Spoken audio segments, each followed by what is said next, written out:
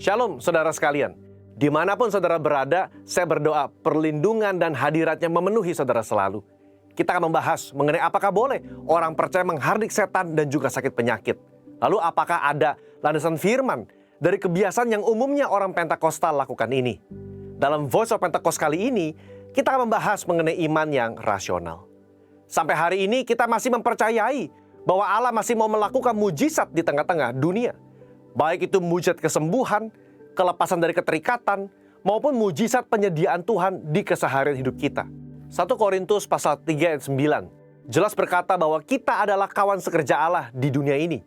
Dan Yesus mengutus umatnya untuk memberitakan Injil, sembari mengusir setan demi nama Yesus dan mendoakan mereka yang sakit. Di tengah dunia yang dipenuhi oleh sakit penyakit dan banyak kelemahan ini, apa yang dapat umat Tuhan lakukan secara rohani? Kita berdoa agar Allah berpekara dan mengadakan mujizatnya. Hal ini dilandasi dan dipagari oleh 3 hal, yaitu pertama, teladan Yesus yang melakukan mujizat supernatural. Di dalam perjanjian baru, tercatat ada 7 kali Yesus mengusir setan dalam kitab Matius, Markus, dan Lukas, dan begitu banyak catatan Yesus menyembuhkan mereka yang sakit, baik secara perorangan maupun secara khalayak ramai. Kalau kita adalah kawan sekerja Yesus dan percaya bahwa kita diberi kuasa oleh Roh Kudus untuk mengusir setan dan menyembuhkan sakit penyakit, maka kita pun akan berlaku demikian. Pengetahuan Alkitab kita akan lebih kuat jika disertai oleh pengalaman iman yang sama. Kita membaca bahwa Yesus sering melakukan kesembuhan dan Dia memberikan kuasa yang sama kepada para murid, seperti di dalam Lukas pasal 9 ayat 1 dikatakan, maka Yesus memanggil ke-12 muridnya, lalu memberikan tenaga dan kuasa kepada mereka untuk menguasai setan-setan dan untuk menyembuhkan penyakit-penyakit. Nah, secara global, umat Pentakostal meyakini bahwa orang percaya di zaman sekarang juga diberikan kuasa untuk menghardik dan menyembuhkan. Gembala sidang kita, Pak Niko, mendapatkan tuntunan untuk melakukan KKR kesembuhan ilahi di dalam dan luar negeri. Tercatat sudah ada 318 kali KKR yang dilakukan dari tahun 2006 sampai 2019. Dan juga lewat program TV yang disaksikan oleh jutaan orang yang mengalami hadirat Tuhan. Dan ribuan mengalami kesembuhan yang juga disaksikan oleh banyak orang sampai hari ini. Itu adalah pengalaman rohani tak terbantahkan yang memperkuat pengetahuan umat tentang karakter Allah yang penuh kasih itu. Kalau kita membaca sejarah kegerakan Pentakostal secara global, maka saudara akan melihat begitu banyak mujizat supernatural yang Tuhan kerjakan lewat hamba-hambanya di berbagai belahan dunia. Itu semua semata-mata karena Allah mengasihi jiwa-jiwa dan Ia ingin semua orang diselamatkan. Yang kedua, otoritas firman Tuhan. Di dalam kehidupan orang percaya, firman Tuhan menjadi dasar dari apa yang kita lakukan sehari-hari. Kalau pertanyaannya adalah apakah orang percaya boleh menghardik sakit penyakit dan setan? Tentu kita melihat dari teks Alkitab bagaimana Yesus dan para rasul melakukannya. Di dalam Lukas pasal 4 ayat 39, mertua Petrus sakit demam keras. Petrus meminta Yesus untuk datang. Yesus menyembuhkan mertua itu dengan cara apa? Yesus menghardik demam itu dan penyakit itu pun meninggalkan dia. Ini menjadi dasar bagi orang percaya. Secara spiritual, kita berdoa dan menghardik sakit penyakit seperti yang Yesus lakukan. Di dalam Yohanes pasal 14 ayat 12, juga dikatakan bahwa orang percaya akan melakukan pekerjaan-pekerjaan yang Yesus lakukan, bahkan pekerjaan yang lebih besar lagi. Pekerjaan ini mencakup mujizat-mujizat yang Yesus lakukan, karakter kerendahan hati yang Dia tunjukkan, dan kasih yang diberikan kepada orang-orang yang membutuhkan. Inilah yang menjadi dasar bagi orang percaya untuk melangkah dengan iman di atas dasar janji firman Tuhan. Yang ketiga, menantikan waktunya Tuhan. Di dalam bersyafaat dan melakukan tindakan iman seperti ini tidak terlepas dari kedaulatan Tuhan. Iman yang rasional membuat kita terus-menerus berdoa dan berharap hanya kepada Tuhan, sembari mengetahui bahwa jalan manusia bukanlah jalannya Tuhan. Rancangan manusia bukan rancangan Tuhan. Ketika Daud berdoa dan berpuasa demi anaknya yang sakit sebagai penghakiman Tuhan atas hubungannya dengan Batsheba, dia melakukannya dengan tidak jemu-jemu. Tetapi ketika Tuhan berkata lain dan anak itu harus mati, maka Daud segera bangkit. Dia makan dan kembali kepada aktivitasnya. Apa yang dapat kita pelajari? Orang percaya diminta untuk terus berdoa dengan tidak jemu-jemu, tetapi jawaban final ada di tangan Tuhan. Rentang waktu ketika kita mulai berdoa sampai adanya jawaban dari Tuhan dapat digunakan sebagai waktu pertobatan dari sisi manusia dan juga waktu untuk mencari hadirat Tuhan. Saudara, apa kesimpulannya? Iman yang rasional bukanlah iman yang buta dan gegabah. Kita tetap mempercayai mujizat Allah di tengah bangsa kita. Saya berdoa agar kita semua mau mengambil bagian aktif dalam berdoa dan bersyafaat untuk bangsa Indonesia. Saudara-saudara, untuk penjelasan lebih lengkapnya dari tim teologi kami, silakan buka link yang ada di atas atau scan QR Code yang tersedia. Tuhan Yesus memberkati. Puji nama Tuhan. Shalom Bapak Ibu Saudara. Shalom. Haleluya. Saya undang untuk sama-sama kita bangkit berdiri bersama-sama. Mari sebelum kita memulai ibadah kita pada pagi hari ini, kita sama-sama memperkatakan Mazmur 91, kemudian dilanjutkan dengan 5 arti dari Pentakosta yang ketiga. Mazmur 91, dalam lindungan Allah. Orang yang duduk dalam lindungan yang maha tinggi dan bermalam dalam naungan yang maha kuasa akan berkata kepada Tuhan, tempat perlindunganku dan kubu pertahananku, Allahku yang kupercayai. Sungguh, dialah yang akan melepaskan engkau dari jerat penangkap burung, dari penyakit sampar yang busuk. Dengan kepaknya ia akan menudungi engkau, di bawah sayapnya engkau akan berlindung. Kesetiaannya ialah perisai dan pagar tembok. Engkau tak usah takut terhadap kedahsyatan malam, terhadap panah yang terbang di waktu siang, terhadap penyakit sampar yang berjalan di dalam gelap, terhadap penyakit menular yang mengamuk di waktu petang. Walau 1.000 orang rebah di sisimu dan 10.000 di sebelah kananmu, tetapi itu tidak akan menimpamu. Engkau hanya menontonnya dengan matamu sendiri dan melihat pembalasan terhadap orang-orang fasik. Sebab Tuhan ialah tempat perlindunganmu, yang maha tinggi telah kau buat tempat perteduhanmu. Malapetaka tidak akan menimpa kamu, dan tulah tidak akan mendekat kepada kemahmu. Sebab malaikat-malaikatnya akan diperintahkannya kepadamu untuk menjaga engkau di segala jalanmu. Mereka akan menatang engkau di atas tangannya, supaya kakimu jangan terantuk kepada batu.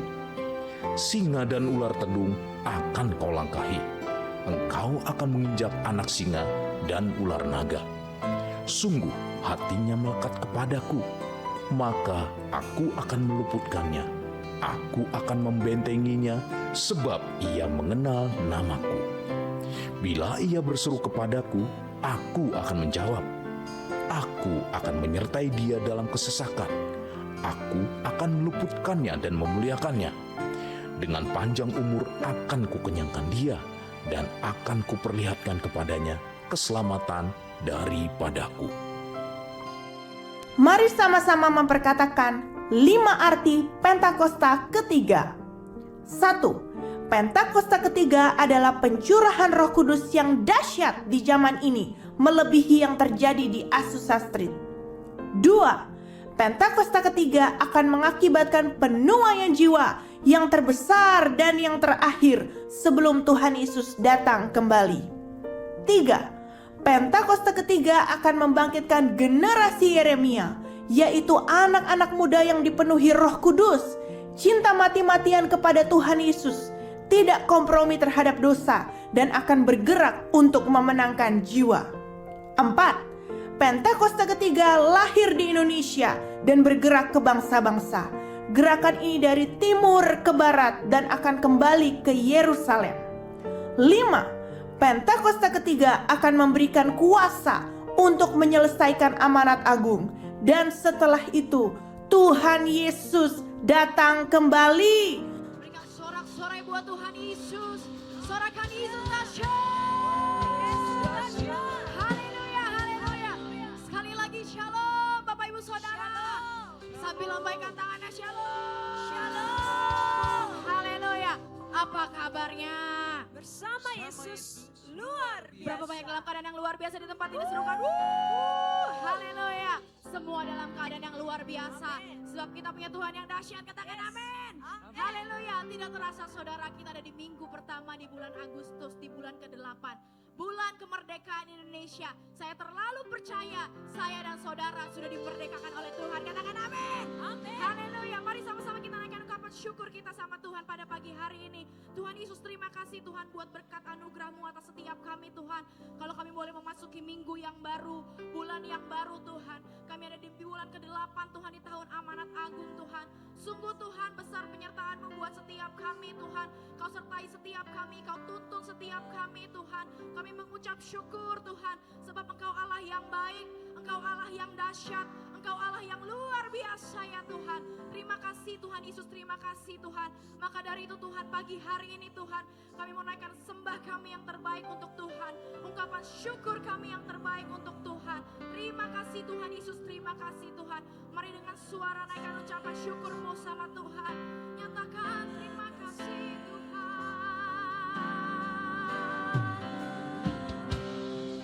Haleluya. Terima kasih Tuhan. Engkau sungguh baik. Terima kasih Tuhan. Terima kasih Tuhan. Terima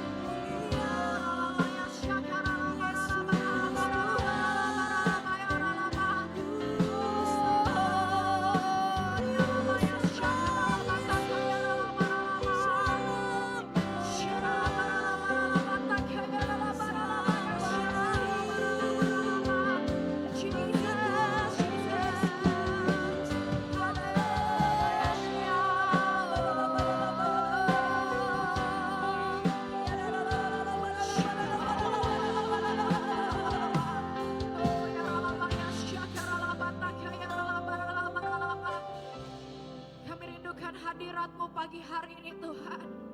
Urapi setiap kami, penuhi setiap kami dengan urapan yang baru Tuhan. Penuhi setiap kami dengan hadirat-Mu ya Tuhan. Dari kursi yang paling depan sampai yang paling belakang. Bahkan dalam radius sekian kilometer Tuhan. Hadirat-Mu Tuhan melawat jiwa-jiwa ya Tuhan. Datanglah kerajaan-Mu. Jadilah kehendak-Mu ya Tuhan. Di tempat ini seperti di sorga. Saudara boleh kembali duduk tetap dalam hadirat Tuhan. Tuhan,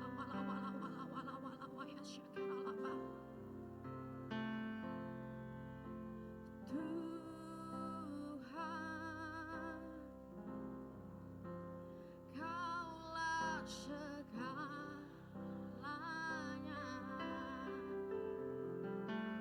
Dari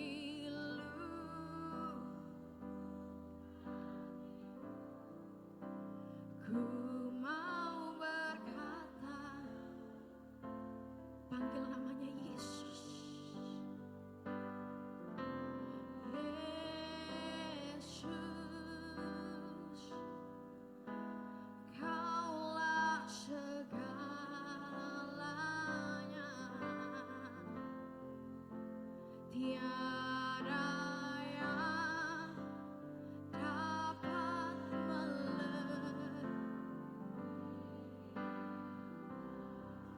nyatakan selamanya.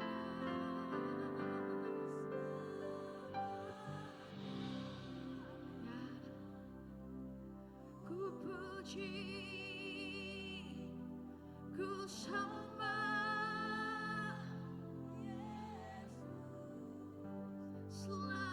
selamanya. Ku sanjung namamu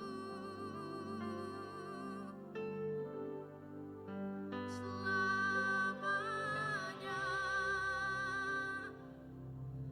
Tekadku serahkan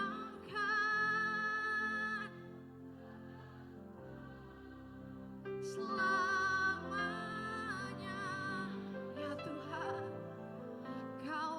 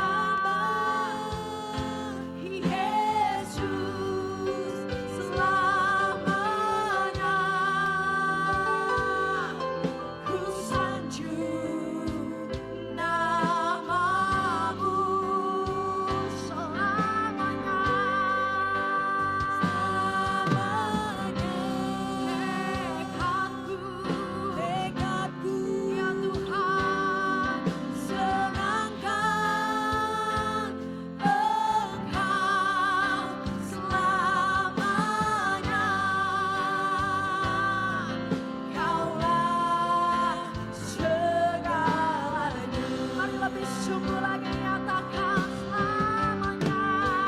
Selamanya Ya Tuhan, ku puji, ku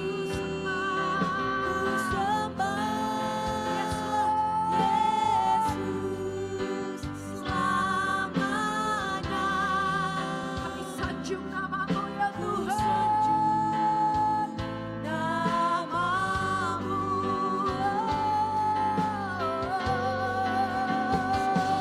Selamanya tekadku senangkan Engkau selamanya. Kaulah segalanya. Mari jemaat Tuhan sendiri nyatakan selamanya.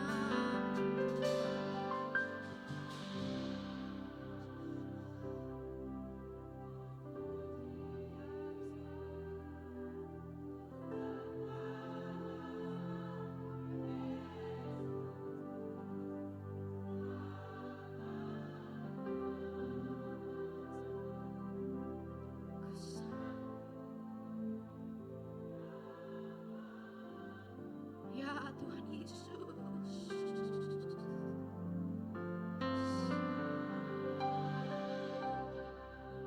Ini tekad kami Tuhan. Kami mau senangkan Engkau Tuhan.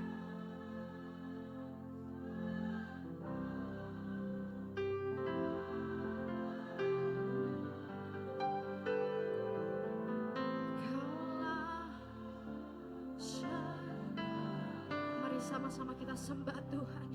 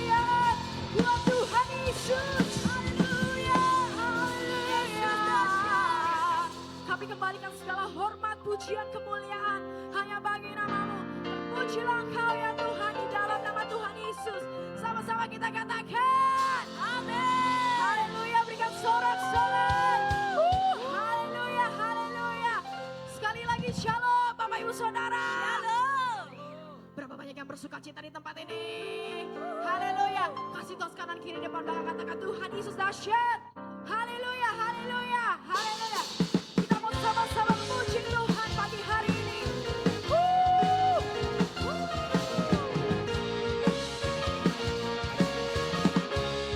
Haleluya, sama tepuk tangan, come on.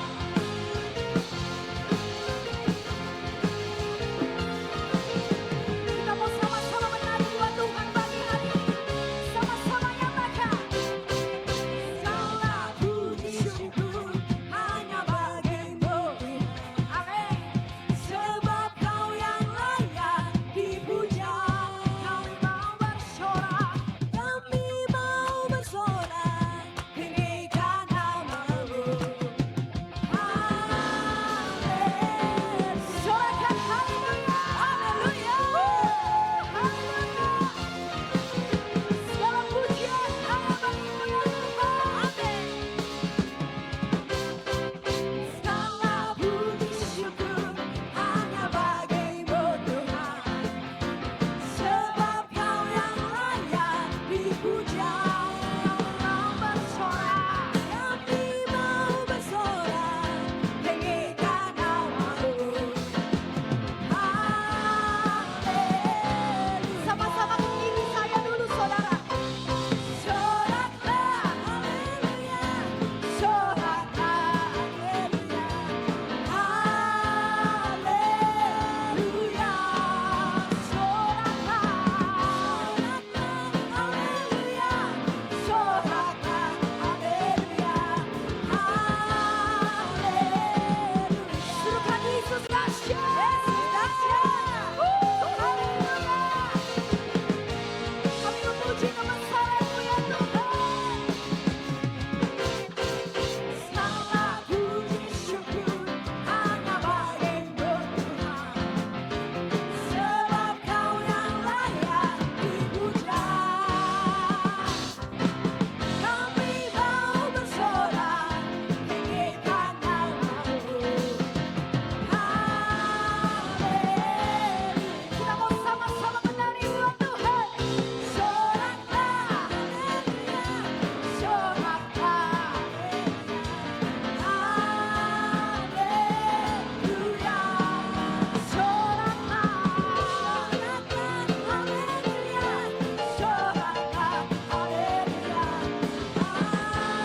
Haleluya. Sampai bertepuk tangan nyatakan. Tepuk tangan. Soraklah, haleluya.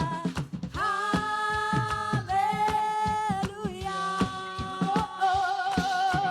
Soraklah, haleluya. Soraklah, haleluya. Haleluya. Lebih lagi sama-sama nyatakan. Soraklah, soraklah, haleluya.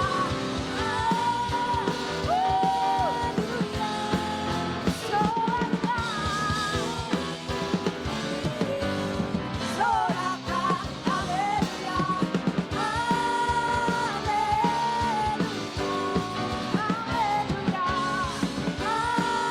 Haleluya. Sekali lagi nyatakan.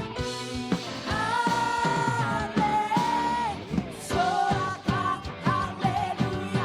Soraklah, haleluya. Soraklah, haleluya. Berikan sorak-sorai buat Tuhan Yesus. Haleluya. Haleluya.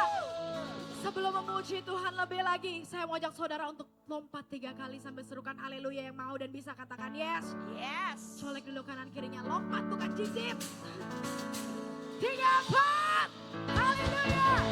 Haleluya. Haleluya. Haleluya. Saya percaya ini tahun pembebasan. Buat setiap kita katakan amin. Katakan.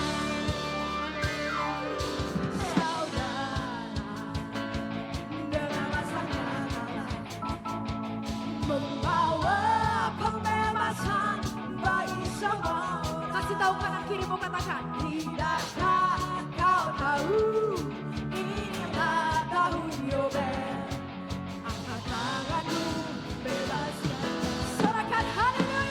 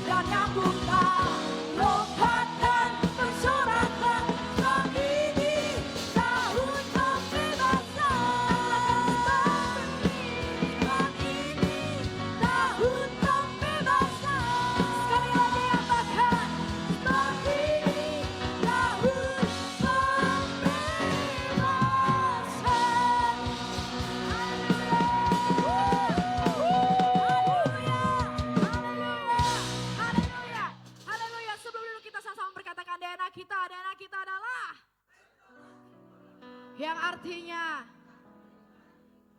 yang gagah perkasa, yang mempunyai gaya hidup.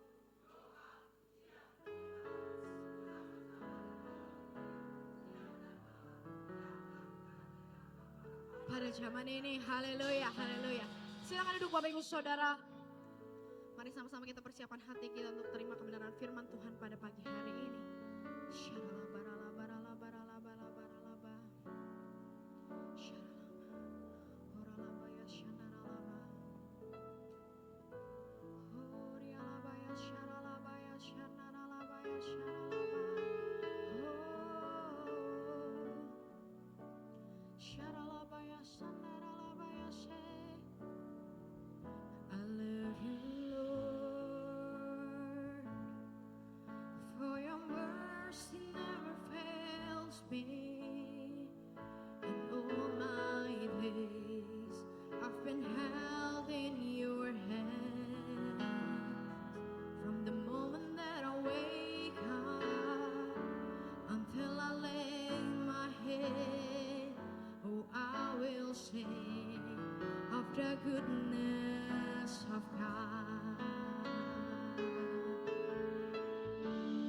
All my life you have been faithful. All my life you have been so good. With every breath that I am able, oh, I will sing of the goodness of God. Come on, sing all my life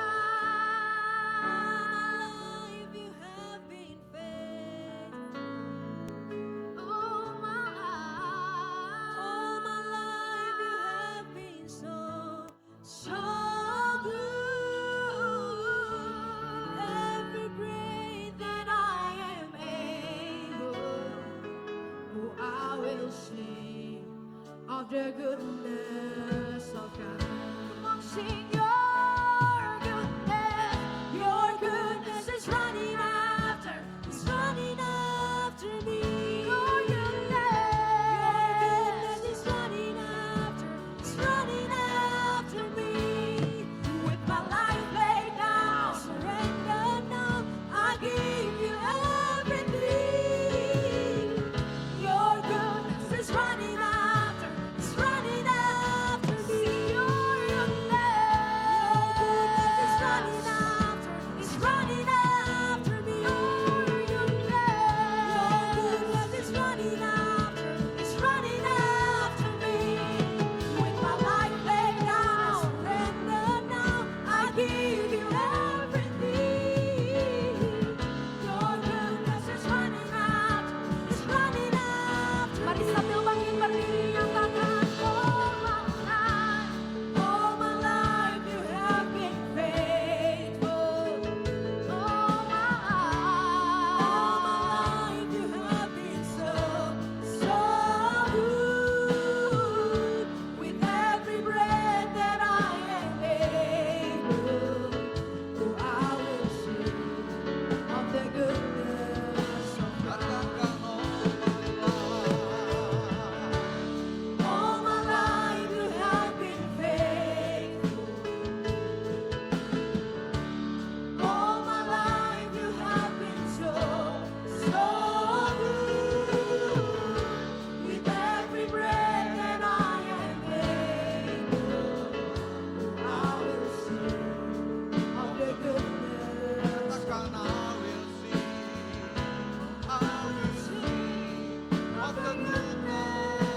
God.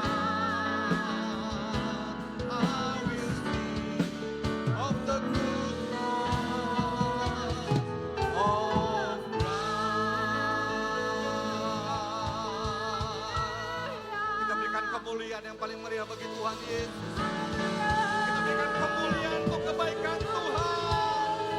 Katakan haleluya, haleluya, haleluya, haleluya. Kami terus mau menyanyikan kebaikan-Mu dalam setiap kehidupan kami ya Tuhan. Karena kebaikan-Mu tidak pernah berkesudahan dalam setiap hidup kami. Kasih setia-Mu Tuhan besar bagi setiap kami. Bahkan sekalipun mungkin pada hari-hari ini Tuhan sedang izinkan ada pergumulan, ada masalah dalam hidup kami. Tapi kami tahu kebaikan Tuhan itu yang terus mengejar kami. Kebaikan Tuhan melingkupi kami. Pemeliharaan Tuhan Yesus sempurna atas setiap kami. Sehingga kalau kami ada sebagaimana kami ada pada pagi hari ini, kami tahu itu semuanya karena kemurahan Tuhan. Itu semuanya karena kasih Tuhan.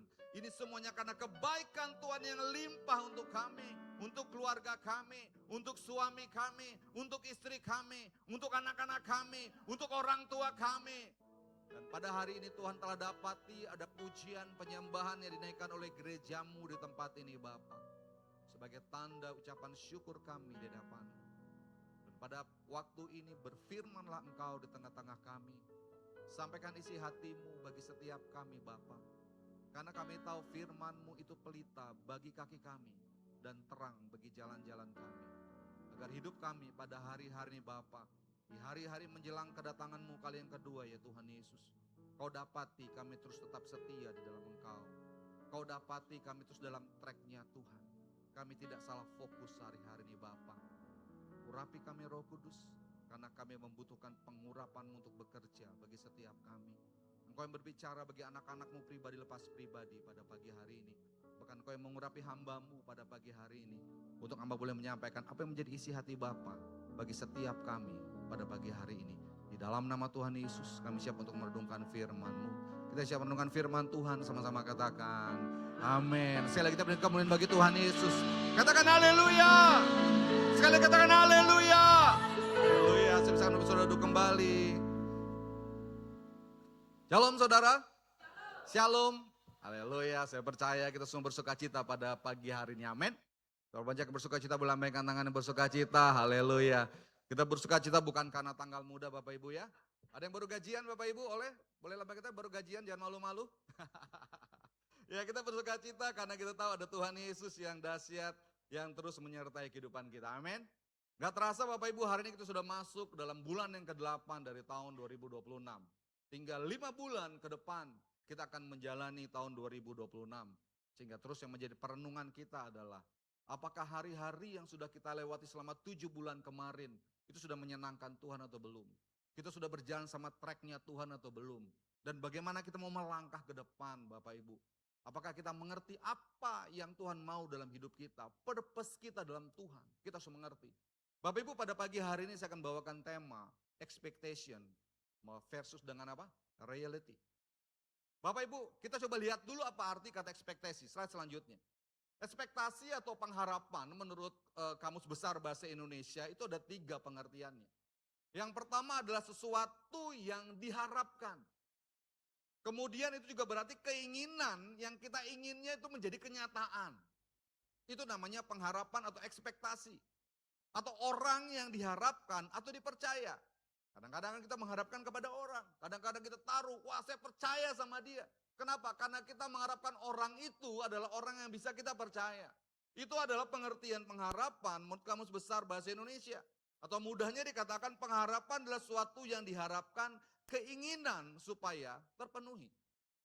Bapak Ibu, kita harus tahu pengharapan yang di sini, ekspektasi ini, itu berbeda dengan definisi pengharapan kalau nanti Bapak Ibu dalam Ibrani pasal 6 ayat 19 sampai 20.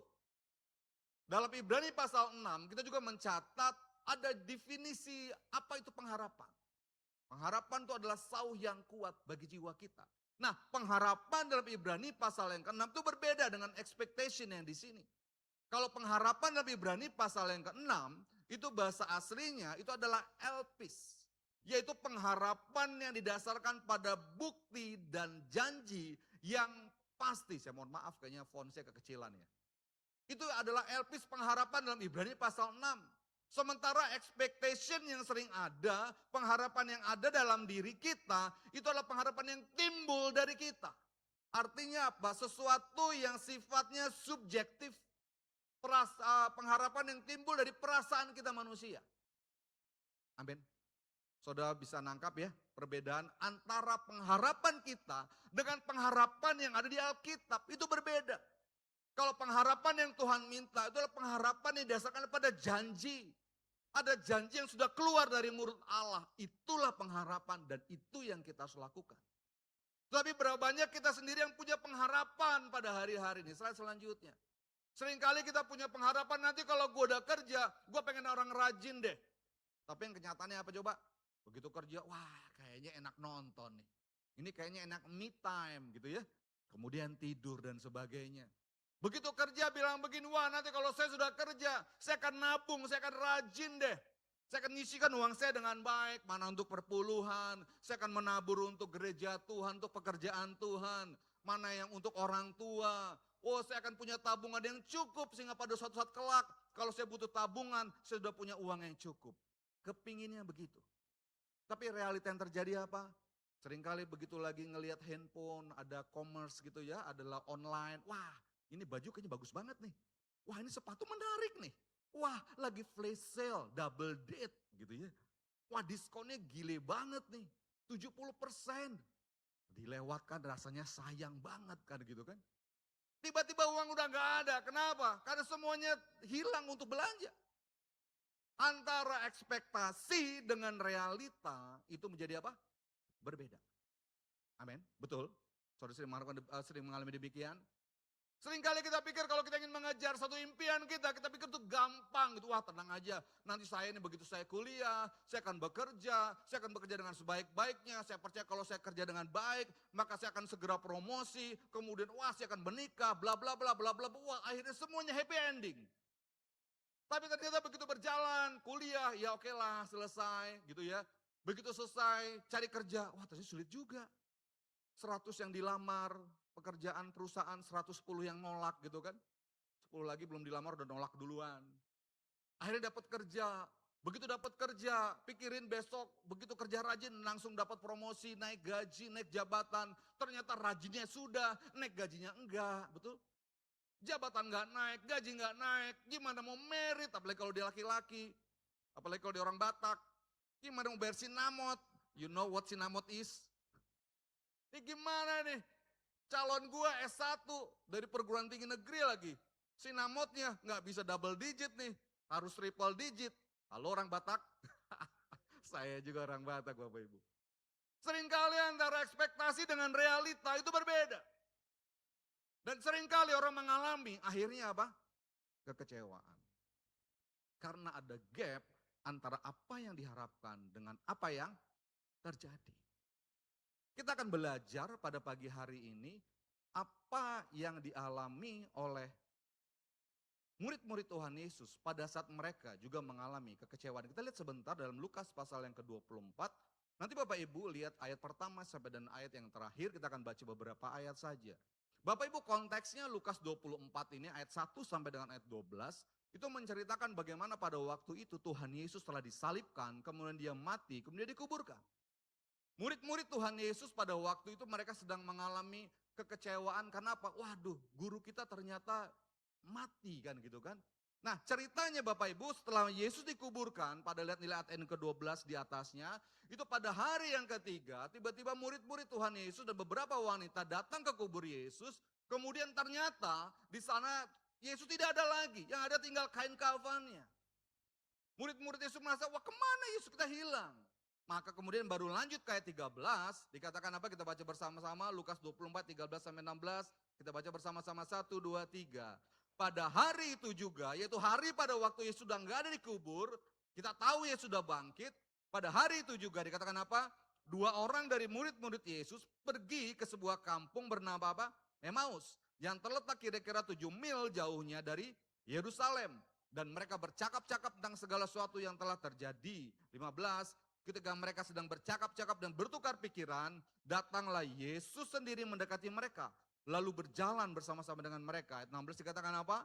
Tetapi ada sesuatu yang menghalangi mata mereka sehingga mereka tidak dapat mengenal dia. Ayat 17 dan selanjutnya itu menceritakan bagaimana pada akhirnya Tuhan Yesus ngobrol sama 2 orang murid ini. Kemudian pada waktu mereka sudah sampai di Emmaus dikatakan Yesus seolah-olah mau pergi. Kemudian Yesus diajak sama 2 murid, ayo singgah dulu. Kedua murid ini nggak tahu kalau Tuhan Yesus. Kemudian keempat, ayat yang 30, slide selanjutnya. Ayat 30, kita baca bersama-sama 1, 2, 3. Waktu ia duduk makan dengan mereka, ia mengambil roti, mengucap berkat, lalu memecah-mecahkannya dan memberikannya kepada mereka. Ketika itu terbukalah mata mereka dan mereka pun mengenal dia. Tetapi ia lenyap dari tengah-tengah mereka. 32, kata mereka seorang kepada yang lain, bukankah hati kita berkobar-kobar ketika ia berbicara dengan kita di tengah jalan? Dan ketika ia menerangkan kitab suci kepada kita. Ayat 33 dikatakan apa? Lalu bangunlah mereka dan terus kembali ke Yerusalem. Di situ mereka mendapati ke-11 murid itu mereka sedang berkumpul bersama-sama dengan teman-teman mereka. Slide selanjutnya. Bapak Ibu Saudara sekalian, kebangkitan Tuhan Yesus itu tidak dimengerti oleh murid-murid Tuhan Yesus. Oh iya, mereka sudah pernah mendengar kisah Henok bagaimana, kisah Elia bagaimana tanpa mengalami kematian diangkat Tuhan ke surga. Mereka tahu itu. Dan mereka juga bersama-sama dengan Tuhan Yesus mengalami mukjizat yang luar biasa. Bagaimana orang mati juga diapain? Bangkit. Paling tidak ada 3 peristiwa di mana murid-murid Yesus bersama dengan Tuhan Yesus membangkitkan orang mati. Tetapi pada waktu mereka membangkitkan orang mati, Tuhan Yesus membangkitkan orang mati, orang yang mati, kemudian dia hidup lagi, orangnya masih kelihatan dengan apa? Dengan mata jasmani. Mereka lihat, tadinya mati, bangkit. Ada anaknya siapa? Ada anak seorang janda, kemudian dibangkitkan Tuhan Yesus, orangnya masih ada. Ada anak janda di Nain, ada anak perempuan Yairus, bahkan Lazarus yang sudah 4 hari mati, ada di kubur, dipanggil Tuhan Yesus, bangkit, hidup lagi, kelihatan mata, orangnya ada. Tetapi peristiwa ini berbeda pada waktu dikatakan Tuhan Yesus waktu murid-murid hari ketiga, tidak mendapati Yesus ada di kuburnya. Mereka nggak ngerti ini Yesusnya kemana. Mereka tidak ngerti konsep kebangkitan setelah kematian yang Yesus alami pada waktu itu. Fakta yang mereka tahu adalah Yesus nggak ada. Orang yang selama ini menjadi pemimpin mereka udah nggak ada lagi bersama-sama dengan mereka. Ada nabi, ada guru, ada sesuatu yang menurut mereka itu menjadi pelindung mereka, pemimpin mereka yang bersama-sama dengan mereka. Dan mereka tahu pengharapan yang besar kepada Tuhan Yesus. Tapi sekarang nggak ada. Sehingga mereka merasa gua sendirian sekarang. Jadi kalau kita lihat di Alkitab, itu murid-murid setelah Yesus mati, itu tindakannya semuanya menyatakan kekecewaan mereka. Ada 2 orang murid yang tadi kita baca pulang ke Emmaus. Beberapa murid yang lain itu kembali menjala ikan. Ada beberapa murid lain itu mereka berkumpul di suatu tempat bareng-bareng dengan pintu yang terkunci. Kenapa? Karena mereka mengalami ketakutan. Pada waktu itu orang-orang Romawi sedang menindas orang-orang Yahudi. Mereka tahu sekarang udah mereka nggak ada lagi pelindung.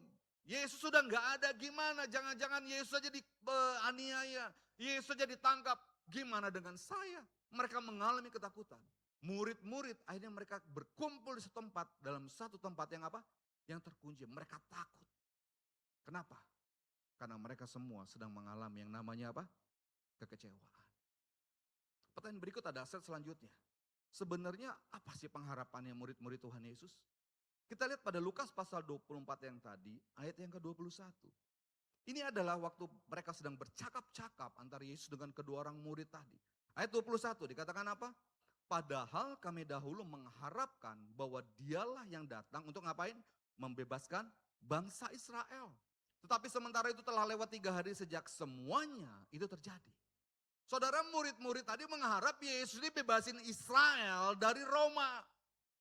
Jadi mereka mengharapkan Yesus adalah leader yang sanggup membebaskan bangsa Israel secara fisik dari penindasan orang-orang Roma pada waktu itu. Itu pengharapannya mereka, ekspektasinya seperti itu.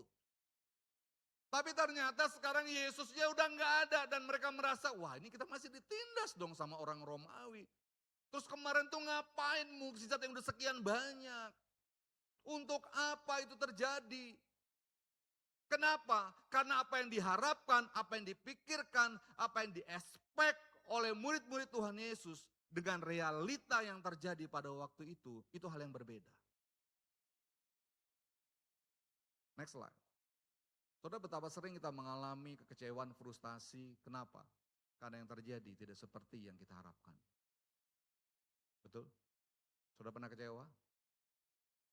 Saudara, banyak area dalam hidup kita Yang kita mengalami kecewaan, kenapa? Karena yang diharapkan itu tidak terjadi. Gak sama dengan yang kenyataan yang terjadi.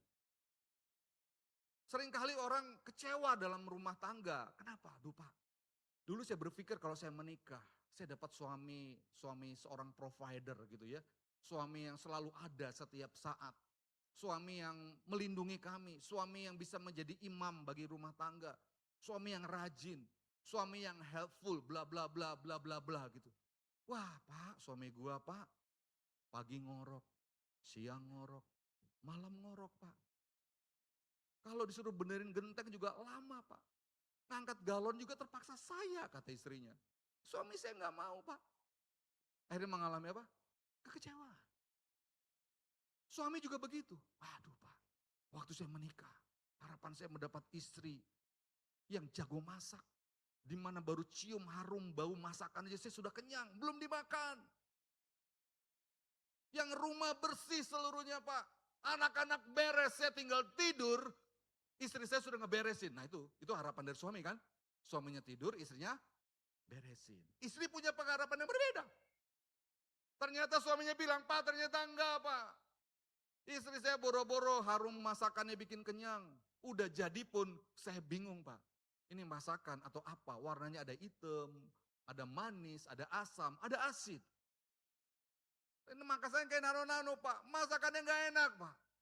Rumah gak beres Pak. Anak-anak kok kayaknya belajar tidak bisa sama mamanya. Yang ada kalau mamanya belajar dengan anak-anaknya. Yang ada perang dunia kedua antara anak dengan mamanya. Harus papanya juga harus saya turun tangan. Saudara, betapa banyak kejadian-kejadian seperti ini terjadi dalam kehidupan kita hari lepas hari. Betapa banyak anak-anak juga kecewa dengan orang tuanya. Saya kecewa Pak dengan papa mama saya. Mereka gak mau ngedengerin apa yang saya omongin. Tiba-tiba kalau saya salah taunya mereka cuma marah. Mereka cuma menghakimi saya. Mereka gak mau ngedenger dulu, kenapa? Mereka kecewa. Akhirnya mereka bilang, masih mending teman-teman saya Pak. Teman-teman saya Om. Teman-teman saya di luar sana tuh mau ngedengerin. Saya curhat mereka ngedenger dulu, paling gak ngedenger dulu. Papa mama saya baru ngomong satu kalimat, udah sampai keluar satu kitab Kejadian. Cerita lagi, kitab Wahyu keluar. Saudara, apa yang diharapkan berbeda dengan apa yang terjadi. Banyak area dalam hidup kita dalam pekerjaan, berapa banyak orang kecewa. Dapat bos begini, ya rasanya aduh bos gua kayak gini Pak. Buru-buru mau naik gaji Pak. Dia menghargai pekerjaan saya juga enggak. Gimana saya mau naik gaji? Gimana saya mau promosi? Merasa kecewa Pak, saya mau cari kantor yang lain deh. Saya mau cari perusahaan yang lain. Bahkan tidak sedikit Bapak Ibu orang yang sudah terjun dalam pelayanan juga mengalami apa? Kekecewaan. Kenapa? Karena ekspektasinya beda dengan yang terjadi. Sehingga banyak pelayan-pelayan Tuhan, wah payah gereja ini. Yang ini gak menghargai saya, yang ini kurang begini, yang ini kurang begini. Terus mau ngapain? Gue pindah gereja aja. Ya pindah gereja ke sana sama gitu lagi. Pindah lagi, pindah lagi, pindah lagi. Kenapa? Karena apa yang terjadi tidak seperti apa yang diharapkan. Berbeda. Bapak Ibu jangan pernah menganggap remeh daripada rasa kecewa. Slide selanjutnya. Ini bukan kata saya, karena saya ilmunya gak nyampe di sini. Saya hanya mengutip, mohon izin. Secara psikologis, apabila ada kesenjangan antara ekspektasi dan realita, itu bisa menimbulkan tidak hanya kecewa, tapi berujung kepada apa? Depresi. Tingkatannya kurang lebih seperti itu. Saya tidak akan detail di sini. Saya hanya menyoroti Bapak Ibu, setiap rasa kecewa yang terus ditumpuk, yang tidak diberesin, yang tidak diselesaikan, itu akan terus meningkat eskalasinya sampai kepada apa? Rasa depresi. Seorang anak yang kecewanya tidak dipulihkan oleh keluarganya, itu bisa menyebabkan apa? Dia gak punya rasa percaya diri. Makanya hati-hati kita berkomunikasi dengan anak-anak kita. Anak-anak saya dua-duanya itu masih level remaja saudara. Baru yang kedua kami baru masuk kuliah. Minggu lalu tanggal 21, 22 ya. Rabu lalunya lagi saya antar ke Jogja. Hari pagi saya tanya, bro udah bangun belum? Udah Pak. Nah, kamu gereja ya? Siap. Saudara, mereka kadang-kadang kalau komplain dengan saya dan istri, itu kami tuh kayak acara Indonesian Lawyers Club itu loh Bapak Ibu. Betul. Wah anak saya tuh kalau diskusi itu tajam, pap gitu. Kadang-kadang istri saya itu bisa nggak tahan. Dia kadang-kadang bilang sama saya, yang kamu kok tahan sih ngadepin anak-anak itu sabar banget. Saya bilang mereka ini berbeda dengan kita dulu. Kita dulu itu no conversation between anak dengan orang tua. Melotot dikit artinya kita harus diam. Anak sekarang nggak bisa begitu Bapak Ibu. Engkau melotot dia nanya, mata mama kenapa? Betul? Mereka butuh ada percakapan. Saya mau bilang inilah gap yang terjadi antara kita yang dididik zaman VOC dulu dengan anak-anak kita yang udah dididik dengan zaman digital Bapak Ibu. Berbeda. Sehingga kau jangan kaget kalau anak-anakmu tuh selalu menjawab apa yang kau bilang itu bukan kurang ajar. Tapi karena mereka sedang hidup di zaman yang berbeda dengan kita. Amin. Amin. Tapi kalau kita tidak bisa memahami hal ini, itu bisa berdampak kepada apa? Mereka itu enggak punya rasa percaya diri. Saya bilang jangan bangga kalau engkau ngomong anakmu langsung nurut. Jangan bangga akan hal itu. Betapa banyak anak-anak, bahkan dia sudah selesai kuliah. Dia bilang apa sama orang tuanya? Pak, aku sudah menyelesaikan jurusan yang kau minta dari aku. Saya baca satu artikel tuh saya begitu miris Bapak. Ternyata anak itu kuliah nurut dan fakultasnya keren. Itu bukan maunya dia. Tapi kan dia mengalami ekspektasi yang berlebihan dari siapa? Orang tuanya. Bukan itu yang dia mau. Sehingga saya bilang sama anak-anak saya bilang begini, Papa tidak pernah minta kamu jurusan apa. Kemewahan bagi Papa dan Mamamu adalah kalau kalian berdua itu hidup dalam takut akan Tuhan. Itu saya bilang sama mereka. Baru beberapa hari yang lalu saya bilang sama mereka demikian. Saya nggak ngarepin kalian IP 4, enggak. Gak usah 4, saya bilang sama anak saya. Nanti kalau 4 kamu belajar terus, kamu nggak pernah ke gereja, kamu nggak pernah bergaul. No, nggak usah 4. Karena saya nggak mau anak saya menjadi anak yang kutu buku juga, cuma belajar doang, cuma di kamar doang, dia nggak pernah bergaul, dia nggak pernah pelayanan, dia nggak pernah ke gereja. Sehingga Bapak Ibu, saya clear kepada anak-anak saya, yang terjadilah kamu mau apa? Jurusan diambil anak saya itu pilihannya dia. Pas saya mau ini, oke. Kamu usahakan, Papa dukung. Selama Papa sanggup, oke, kita berjalan. Bapak Ibu hati-hati dengan kesenjangan ekspektasi dan realita ini. Karena kalau kita nggak hati-hati dengan ini, terjadi kekecewaan, terjadi depresi. Berapa banyak istri-istri depresi karena suami, suami depresi karena istri, anak karena orang tua, dan sebagainya, dan sebagainya. Sehingga next slide, pertanyaan seringkali muncul adalah, begitu kita sedang mengalami kekecewaan, mengalami rasa depresi, kadang-kadang pertanyaan yang selalu muncul dalam benak kita adalah, Yesus tahu nggak sih kalau gue lagi begini? Yesus peduli nggak kalau saya sedang mengalami kekecewaan? Ini adalah pertanyaan klasik yang seringkali muncul dalam hidup kita. Kalau memang tahu, kenapa dibiarin? Kok masih begini terus? Saudara, kalau kita lihat dalam Lukas pasal 24, slide selanjutnya. Kita lihat Lukas 24 ayat 15. Tadi kita baca, 2 orang murid-murid tadi pergi berjalan ke Emmaus. Mereka sedang ngobrol berdua. Perhatikan ayat 15.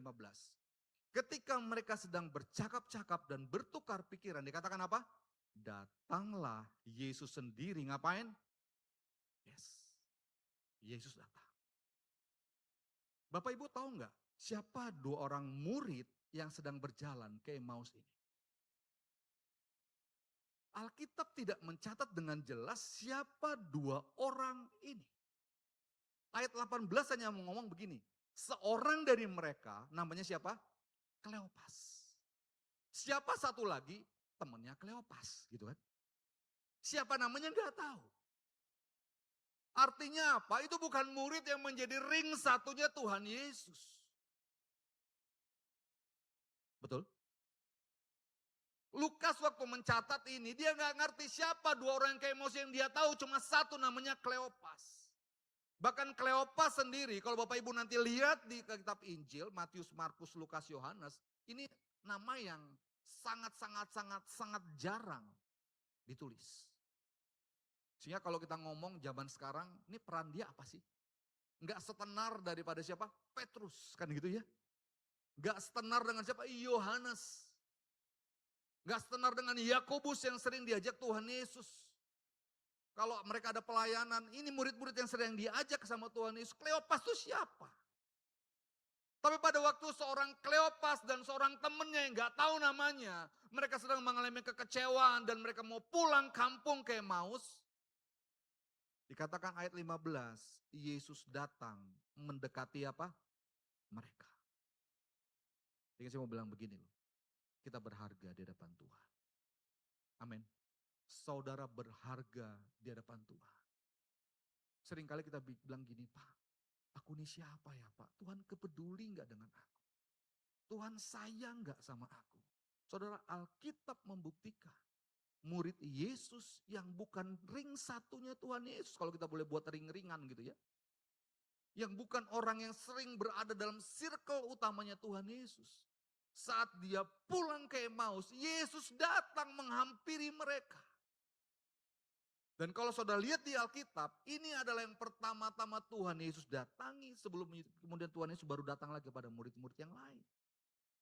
Amin. Amin. Artinya kita tuh berharga di hadapan Tuhan. Sehingga pertanyaan tadi, kalau ditanya Yesus peduli enggak Pak? Yesus tahu enggak Pak? Maka jawabannya adalah Yesus tahu dan Yesus peduli. Amin. Yesus tahu dan Yesus peduli. Dia sangat peduli dengan apa yang sedang terjadi dengan kita. Ayat 17 sampai dengan 30 menceritakan percakapan dengan Tuhan Yesus. Dua murid tadi ngobrol sama Tuhan Yesus, walaupun pada awalnya mereka nggak ngerti siapa orang yang diajak ngobrol tadi. Mereka sudah mulai ngobrol. Tapi kemudian kita lihat slide selanjutnya. Pada ayat yang ke-31. Dikatakan waktu ia duduk makan dengan mereka, ia mengambil roti, mengucap berkat, lalu memecah-mecahkannya dan memberikannya kepada mereka. Di ayat 31 dikatakan apa? Ketika itu terbukalah mata mereka dan mereka pun apa? Mengenal dia. Tapi ia lenyap dari tengah-tengah mereka. Saudara, saat Tuhan Yesus duduk makan dengan mereka, ngambil roti, ngucap berkat, memecah-mecahkan roti. Wow, murid-muridnya sadar ini Yesus. Tapi pada saat mereka sudah mulai mengenal dia, dikatakan apa? Yesus lenyap. Saudara, kata terbuka dalam Alkitab, ya Lukas 24:31, itu bahasa aslinya adalah dianoigo. Dianoigo itu artinya mengalami pernyataan Allah yang mengubahkan apa? Hidup. Kita bisa open our eyes, mata kita bisa terbuka, bukan secara literally fisik mata kita terbuka, tapi kita mengalami yang namanya apa? Dianoigo. Kita mengalami satu pernyataan Allah sehingga itu mengubahkan hidup kita. Amin.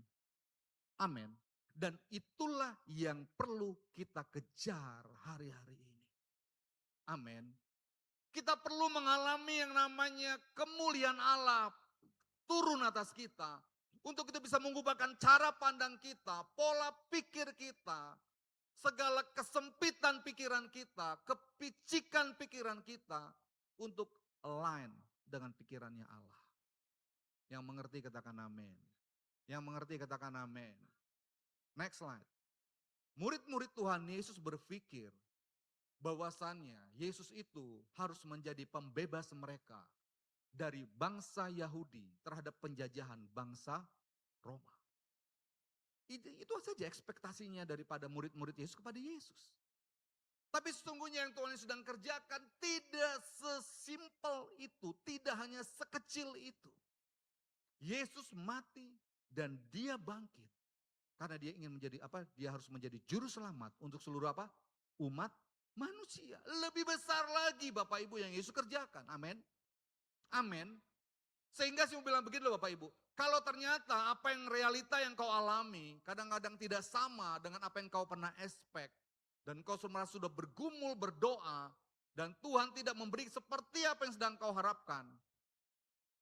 Karena God is beyond of our understanding. Amin.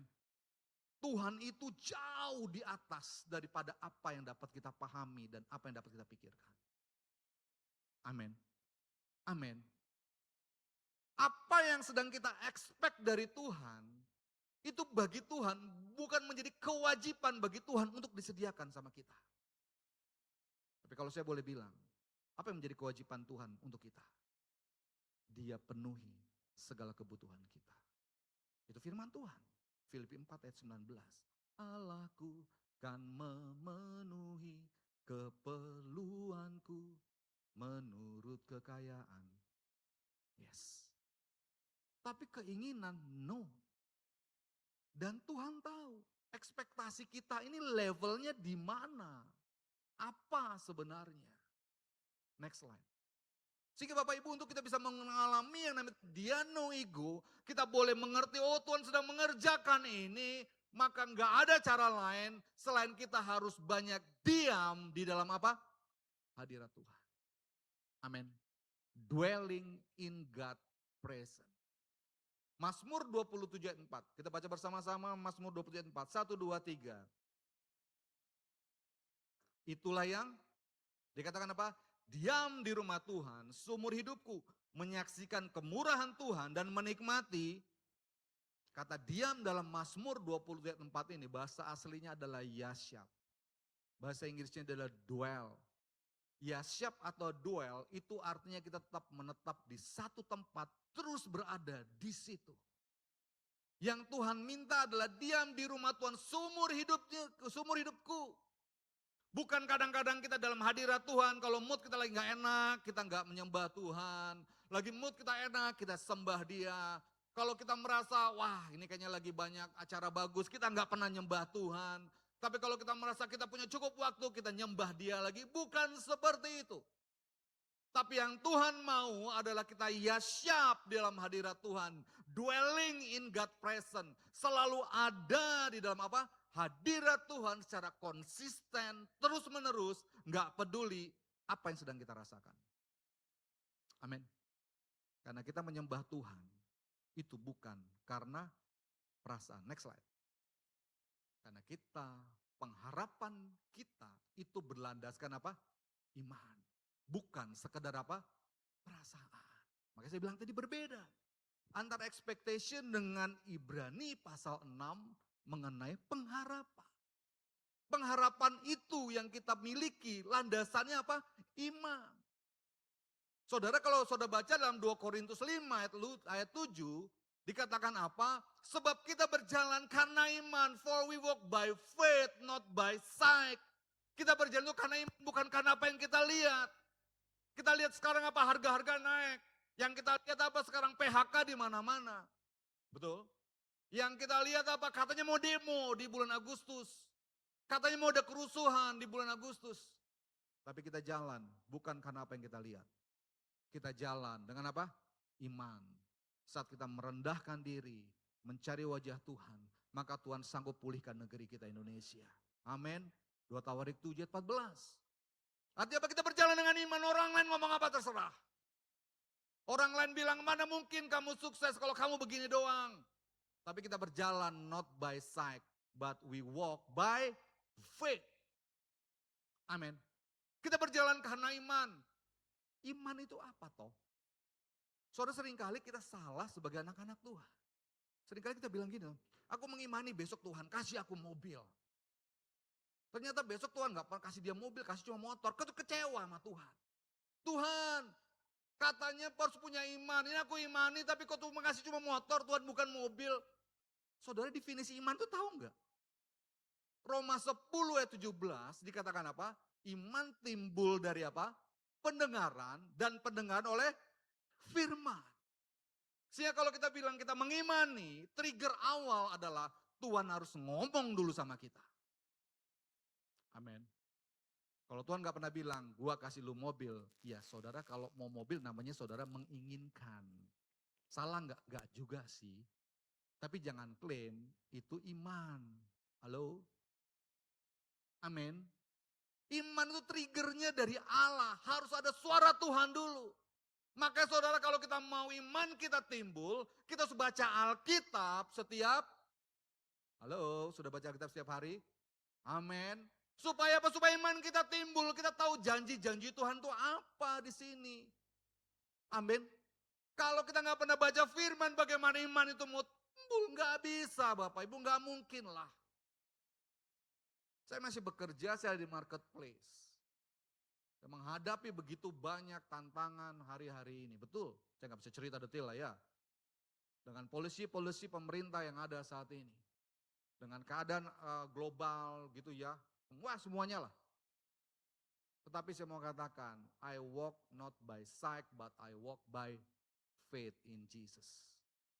Sehingga saya bilang, saya punya Tuhan Yesus. Sehingga setiap pagi dalam doa-doa saya, itu yang saya minta sama Tuhan Yesus. Sampai Tuhan berfirman, amin. Tuhan ngomong sesuatu, ada sesuatu yang saya baca dan menjadi rema, dan itulah pengharapan saya, amin. Dan kalau itu triggernya adalah firman Tuhan, maka itu adalah iya dan amin. Pasti terjadi. Saya undang para pemusik. Sehingga hari-hari ini Bapak Ibu, saya tidak tahu apa yang sedang kau alami. Selanjutnya. Tapi apapun yang sedang kau alami, poin pertama adalah bersyukurlah dalam segala hal. Amin. Apa yang sedang kau expect belum terjadi, realitanya beda jauh dengan apa yang kau harapkan. Bersyukur dulu.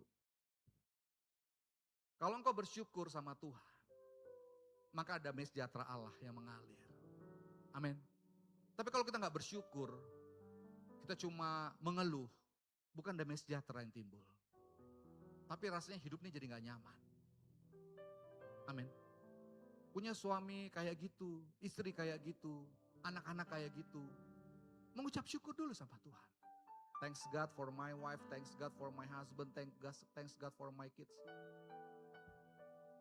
Kau udah kerja sekian lama, tapi kayaknya nggak naik-naik kerja, nggak naik-naik jabatan, nggak naik-naik gaji. Mengucap syukur dulu. Nggak mudah lu cari kerja sekarang. Betul? Jadi jangan gampang ngomong resign. Saya pengen ngomong gini kenapa? Karena banyak tim saya begitu, Pak ini mau resign. Ya resign aja. Mau gue pikirin. Itu di luar lagi antri cari kerja. Saudara, kadang-kadang kita nggak mengucap syukur dengan apa yang sudah Tuhan beri di tangan kita hari-hari ini. Tapi Tuhan mau mengucap syukur dulu. Kemudian setelah mengucap syukur kita punya quality time dengan Tuhan. Waktu yang berkualitas. Pagi hari, entah mungkin siang kalau engkau di rumah, sore atau malam hari punya quality time nyembah Tuhan. Bersekutu dengan Tuhan. Impact daripada persekutuan kita dengan Tuhan, pola pikir kita diubahkan oleh Tuhan. Amin. Kita takut dengan apa yang sedang terjadi, kita takut dengan apa yang kita baca, kita takut dengan apa yang kita dengar. Saya bersekutu dengan Tuhan, ada kekuatan yang Tuhan beri. Dan yang ketiga adalah baca firman. Amin. Karena dari sini timbul iman itu Bapak Ibu. Jangan pernah sepelekan baca Alkitab. Kalau engkau gak baca Alkitab, berarti engkau gak mau mendengar suara Tuhan. Sesimpel itu. Tuhan ngomong itu gak mesti audible, langsung ngomong, hai anakku. Gak mesti begitu, nanti kalau begitu engkau takut sendiri juga kan. Tuhan tuh bisa berbagai cara. Ini kesaksian ya, simple aja. Tadi pagi itu istri saya ngingetin saya. Untuk ngapain? Ini saya gak malu ngomongnya. Bayar perpuluhan. Tadi pagi. Tapi saya tahu itu bukan istri saya ngomong. Tuhan ngomong lewat istri saya. Makanya tadi di sini saya ingat, ya belum saya transfer nih ke istri saya transfer dulu. Saya nggak mau miss, lupa. Saudara, Tuhan tuh ngomong bisa dengan berbagai situasi, berbagai cara, dengan cara dia. Tinggal bagaimana kita meresponnya hari-hari. Amin. Saya undang saudara bangkit berdiri.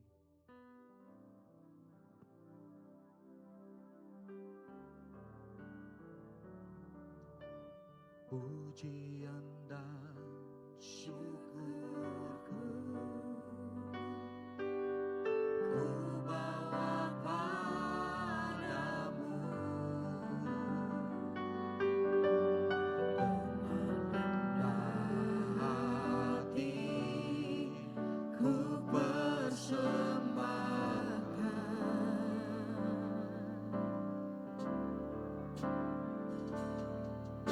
sadar bila ku katakan sama Tuhan, hanya karena anugerah-Mu Tuhan, hanya karena anugerah, bukan karena kekuatan. karena kekuatan. Katakan ku tahu hidupku,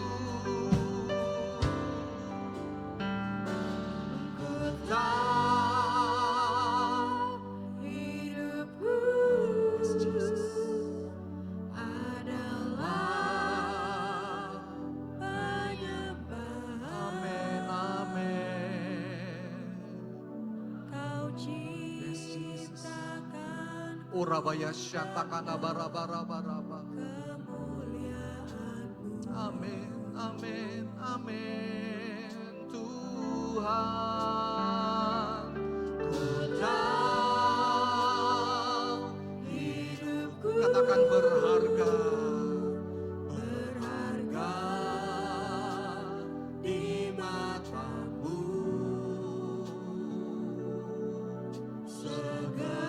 Segenap hidupku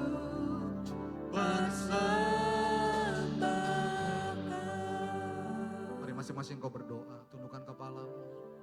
Apapun pergumulanmu pada hari-hari ini yang saudara sedang alami, kekecewaan yang sedang kau alami hari-hari ini, karena engkau sedang mengalami yang sepertinya tidak sama seperti apa yang kau harapkan. Hari ini Tuhan ingatkan kita untuk kita mengucap syukur. Mengucap syukurlah dalam segala hal. Meskipun ada sakit penyakit yang sedang kau alami hari ini, mengucap syukur sama Tuhan. Kau sudah mengalami kesulitan ekonomi, mengucap syukur sama Tuhan karena pemeliharaan Tuhan. Bagaimanapun kondisi anak-anakmu, kondisi suamimu, kondisi istrimu, mengucap syukur. Orapatakana baraka shekene maramu. Ucapan syukur itu memberikan damai sejahtera. Artinya kita berdamai dengan hidup kita. Oh rabaya syantakanamu rapatakana barapapa. Kalau engkau jarang punya quality time dengan Tuhan, hari ini Tuhan ingatkan engkau untuk punya waktu teduh sama Dia. Bilang sama Tuhan, Tuhan, aku mempunyai quality time dengan Tuhan. Kalau engkau sudah jarang tidak baca Alkitab, hari ini bilang sama Tuhan, Tuhan aku membaca Alkitab. Karena aku tahu itu isi hatimu. Dari sanalah timbul imanku. Dari pendengaran akan firman-Mu. Orabaya syandakana barabaya syanda barabapa. Orapatakanamu rabaya syanda bapa. Sebab bagi Tuhan tidak ada yang sukar. Sebab bagi Tuhan tidak ada yang terlalu sulit. Tangan Tuhan tidak kurang panjang untuk menolongmu. Telinga Tuhan tidak kurang tajam untuk mendengar doamu. Orabaya syanda bapa.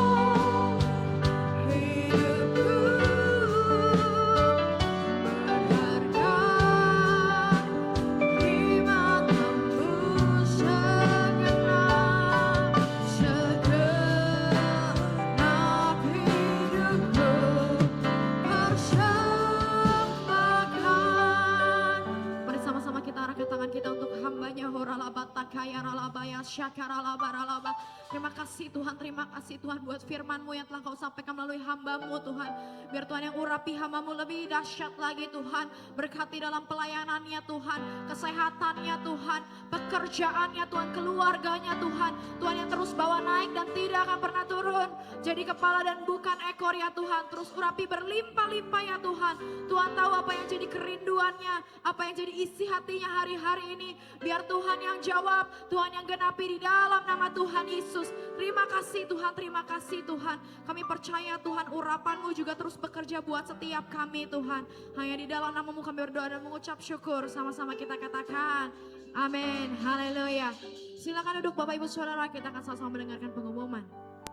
Pengumuman Minggu 2 Agustus 2026. Menara Doa Pelayan Jemaat atau MDPJ Onsite di SICC diadakan pada hari Sabtu 8 Agustus 2026 pukul 9.30 pagi dan wajib bagi seluruh pengerja yang sudah terdaftar. Ibadah Banten Women Revival Gabungan diadakan pada hari Selasa 11 Agustus 2026 pukul 6 sore bertempat di GBI Modern Land. Ibadah akan dilayani oleh Bunda Christine dan mengundang para wanita Kristus untuk hadir. Panti Asuhan Rayon 3 menerima anak asuh yang memerlukan bantuan tempat tinggal karena kondisi yatim piatu atau tidak mampu. Untuk informasi lebih lanjut dapat menghubungi 0877 1522 740 dengan Ibu Eli Chandra. Telah dibuka kelas bimbingan pranikah angkatan 106. Kelas diadakan setiap hari Rabu mulai 5 Agustus hingga 23 September 2026 pukul 7 malam melalui aplikasi Zoom. Kelas BPN ini wajib bagi setiap calon pasangan yang akan menikah minimal 6 bulan ke depan. Pendaftaran melalui link yang tertera pada layar.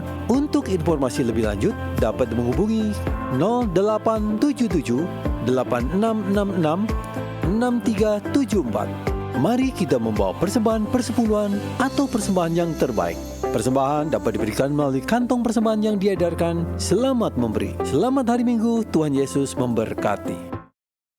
Salam. Berapa banyak diberkati Tuhan, lambaikan tangan, sorakan haleluya. Atas nama Gembala, pelayan dan jemaat GBI Tiga Raksa, kami mengucapkan terima kasih buat hambanya, Bapak PDM Reynaldo Panggabean. Kiranya Tuhan Yesus terus berkati Bapak dalam pelayanan, pekerjaan, keluarga dengan berlimpah-limpah-limpah. Adakah di antara Bapak Ibu mungkin yang baru pertama kali hadir bisa melambaikan tangan kalau ada yang baru pertama? Tidak ada? Baik, kita akan dengarkan beberapa pengumuman. Yang pertama, doa terobosan GBI Tiga Raksa akan dilakukan pada hari Rabu 5 Agustus 2026 jam 19.30 di tempat ini. Mengundang Bapak Ibu semua untuk hadir. Kalau Bapak Ibu nggak bisa hadir di tempat ini, bisa dilakukan secara Zoom. Yang kedua, sehubungan dengan adanya MDPJ di SICC, maka untuk doa pagi Sabtu 8 Agustus 2026 kita tiadakan.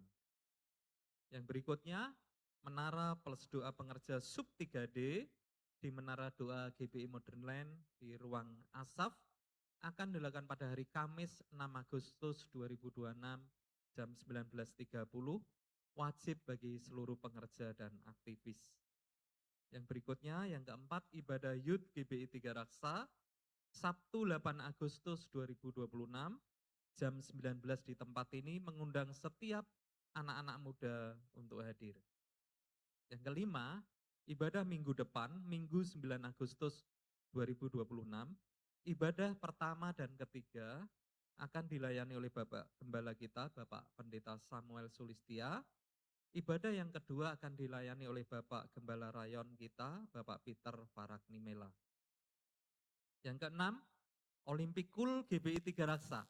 Jadi Bapak Ibu yang kemarin sudah mendaftar, Olimpikul akan dimulai pada hari ini setelah ibadah yang kedua. Mohon untuk kul yang sudah mendaftar, segera mempersiapkan diri untuk perlombaan yang akan diikuti.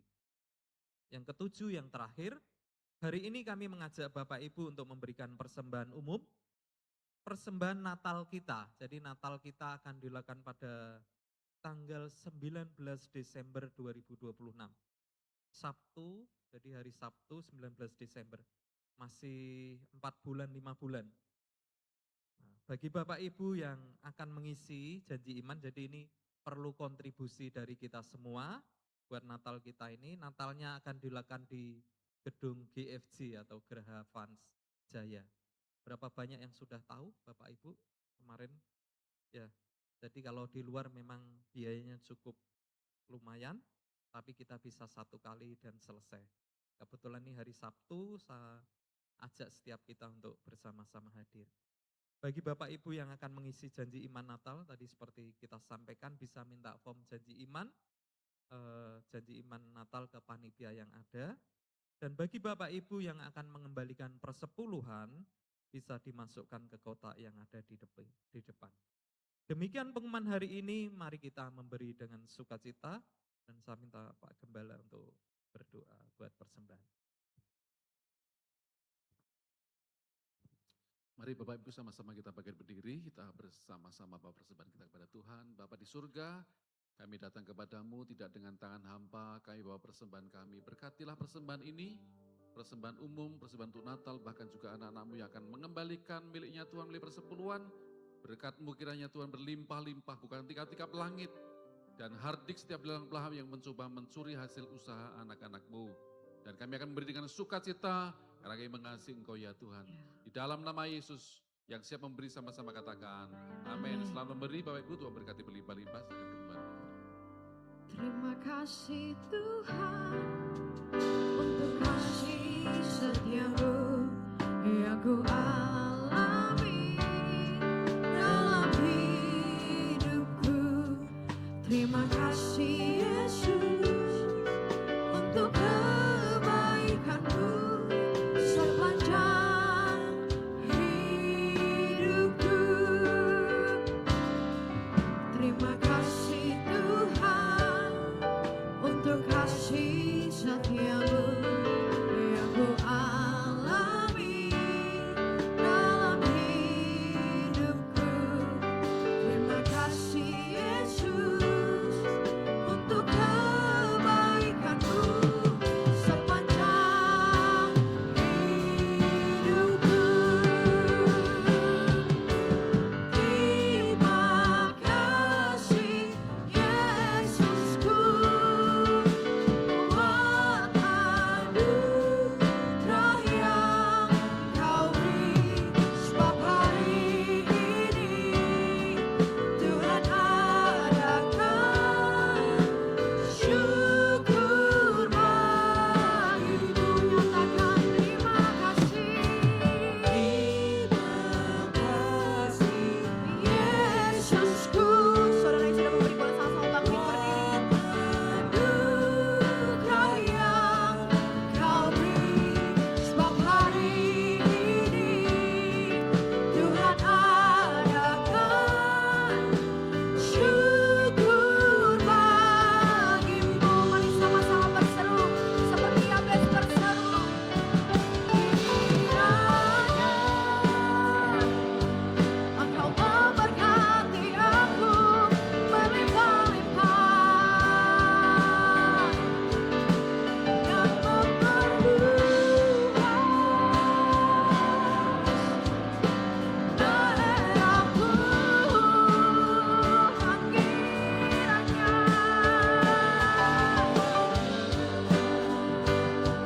tangan-Mu menyertai aku dan melindungi aku daripada malapetaka,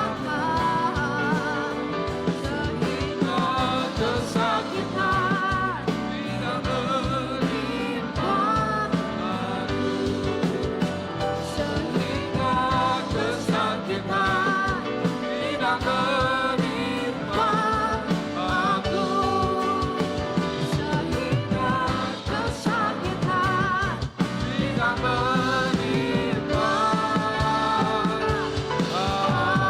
aku.